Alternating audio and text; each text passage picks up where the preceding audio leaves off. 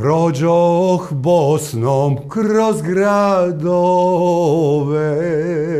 al ne nađo srcu mira. Volim poziciju Bosne što je raskršće i raskrižje, civilizacija kroz vijekove. Nikad čovjek ne može otići iz Bosne i Hercegovine, on ode iz Bosne i Hercegovine, ali Bosna i Hercegovina iz njega nikada ne izađe, pa ja sam rođen u Travniku, pa sam davno otišao iz Travnika, ali Travnik iz mene nikako ne može izaći, dakle iz moje duše, iz moje mentalne strukture.